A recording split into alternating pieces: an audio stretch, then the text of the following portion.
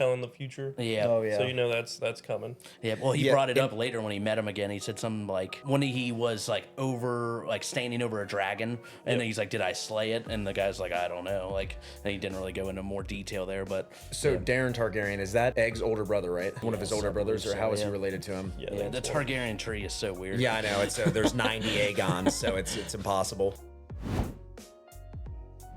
Alrighty, guys, so another edition of the Game of Thrones series has just concluded a few weeks back at Night of the Seven Kingdoms. It was 6 episodes following Sir Duncan the Tall, which was a knight that was mentioned in Game of Thrones loosely. I think they mentioned him a couple times throughout the series. So now we got our own miniseries following him. And when does this take place? It's like 70 years after House of the Dragon, but 70 years before Game of Thrones, right? Yeah, I believe it's about 70 years after House of the Dragon, then about 90 years before. Before Game of Thrones, Yeah. okay. Loosely, it's not like confirmed, but that's about where the timeline. Speculating, Yeah. okay. So yeah, series starts out, we're following Sir Duncan. He's following around Sir Arlen Pennytree, a knight that I don't know if ever got mentioned throughout Game of Thrones or House of the Dragon at all. So he's following him around and he passes away right at the opening, in the opening 5 minutes of the show. And they pretty much get right into it. Duncan is referred to as a hedge knight, I guess. I guess he takes over Sir Arlen's mantle. Whenever Sir Arlen passes away, he becomes a knight and takes his sword. He's going to go join an open tournament at Ashford. Is that right? Yep. And what was the tournament supposed to be for? It was supposed to be... Celebration for that princess's birthday, I think it was, or Yeah, it was somebody's just birthday. like some not jousting, but like a tournament like that. Yeah. I think he goes up to that inn and he meets Egg, who's probably the best character in the show, in my opinion. He's got the best personality in the show for sure. And immediately with Egg, he's an interesting character because I knew something was up with him. I knew he was going to be related to somebody in a major way. I knew he definitely had more of a role to play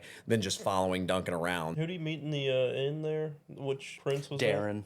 that? Darren Targaryen. Yeah, it's like you could tell because he had like that dream. That was kind of like telling the future. Yeah. Oh, yeah. So you know that's coming. Yeah, well, he brought it up later when he met him again. He said something like when he was standing over a dragon, and then he's like, "Did I slay it?" And the guy's like, "I don't know." Like, and he didn't really go into more detail there, but So Darren Targaryen, is that Egg's older brother, right? One of his older brothers, or how is he yeah. related to him? Yeah, yeah, the Targaryen tree is so weird. Yeah, I know. It's there's 90 Aegons, so it's impossible. So a lot of the story just takes place there at Ashford for the tournament. Kind of the whole story with him wandering around because he's trying to get knighted and allowed into that tournament. So it was kind of him going around. I think he was looking for like Arlen's like people that would recognize him or remember him. Yeah, because he kept going around. Yeah, and because he needed to get added to the list. So that was his main goal, was get added to the list. And I think you needed a sponsor. He needed somebody to vouch. Yeah. Which ends up the Targaryens show up there and it kind of shows around the different Targaryens. And one was Baelor Targaryen, the one that was kind of dark haired. He was the hand of the king at the time. So it was kind of interesting seeing that. But just unlike the other shows like House of Dragon or Game of Thrones, this one's definitely more of an adventure kind of road story rather than epic wars or anything. It was definitely more of a buddy with him. This has got to be the smallest cast for sure out of the whole Game of Thrones series. There was really only like 6 or 7 main characters, I guess. Yeah, for really, sure. it was just Dunk and Egg mainly, Dunk but and Egg, a couple other Targaryens. A bunch of the side characters. Yep. That other Baratheon, the Lionel Baratheon, he was in there as well, a good amount. So when Egg revealed himself as a Targaryen, that was interesting because that came in a big moment where Aerion Was watching the dragon get slain, the puppet dragon. In the puppet show, the dragon gets slain and he gets offended by it, and then he breaks her finger, which was pretty crazy.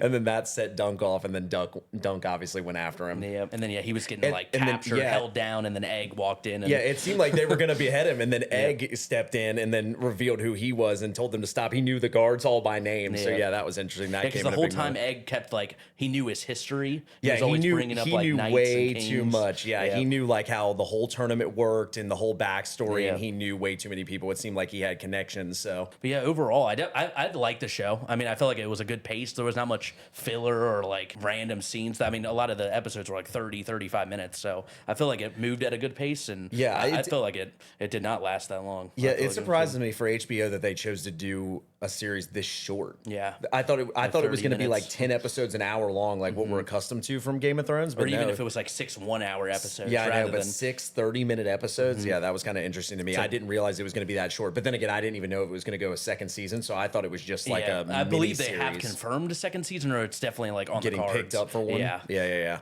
I thought it was only this one season miniseries, but I guess not. I was just gonna say, like, it's crazy how all this kind of started from like a puppeteer show. All the other consequences followed after. Yeah. that. Yeah, true. exactly. Yeah, that pretty much all is like where it all stemmed from. That was another thing we got introduced to in this show was the whole trial by seven or trial of seven. Trial of Seven. Yep. Trial of seven, yeah, because obviously they had done trial by combat a lot in Game of Thrones. Yeah. We had heard that mentioned, but I'd never heard of that trial of seven. He had to basically recruit people to fight alongside of him. Yeah. Who was it that ended up switching sides? Which one of the Targaryens? It was the dark-haired Targaryen that was next Baelor in was line the one for that came out at the very end because they needed a seventh because they were gonna do six, but then Aeryn's like, you have to have seven to fight, and then is it his dad? I think it's his dad, isn't it? Or no, it's his dad's uncle. Maekar. Yeah, Yeah, it's his uncle. His uncle, so his came out. uncle steps in and fights on the other side with Duncan. So I thought that was interesting that he switched sides like that last minute. That whole fight scene was cool. Like they had used different camera views. Like a couple were in his helmet, like first person. Oh when he was- yeah. They had never really done anything like that in Yeah. Game of Thrones, from what I remember. Who's that who left his side to join the enemy team? He's like, no. Oh, I'm going to yeah, other the side. That was redheaded guy. not a Targaryen. The That was like re- that Fossaway dude. That was like the redhead dude. Yeah. Yeah, I So the forgot his redheaded name. guy. Yeah, I forget his name Because too. the but- guy he was always talking to was his cousin. Because remember, it showed them fighting at the start.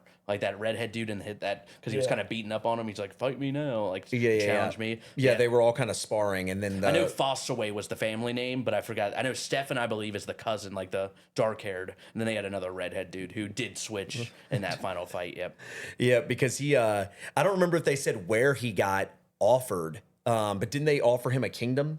Yeah, or just become a lord. Yeah, like, they offered him like lordship or something, and he ended up switching sides. So, which didn't surprise me at all because the way he challenged him when they were all sparring like that, I didn't see him fighting alongside of him. That kind of surprised me when he said he was going to fight alongside Duncan. So it didn't surprise me at all when he switched sides. What'd you guys think of the episode 5? Because I know that it got rated super highly. Was that on IMDb where it Yeah. was like rated really like high. one of the best rated episodes of TV ever? It's up there with Ozymandias from Breaking Bad. Yep. Which I obviously didn't think it was as great as Ozymandias, but that's hard to top because we built up for 5 seasons towards that moment. I thought that episode was really good. It took a turn that I didn't expect it to take because it turned into like a flashback episode after the first couple of minutes. Yeah, and that was like a you didn't good really- 10. It was a 10 good minute long, flashback. yeah. A good 3/4 of the episode felt like a flashback, and then it came back into that battle scene towards the end. I did think that was by far the best episode of the 6-episode series, but I didn't think it was as good as people were making it out to be. But it was a great episode. Maekar Targaryen, that's Egg's dad, right? Yep. So he ends up killing his brother, Yep. the dark-haired Targaryen. Because it was after when Dunk hit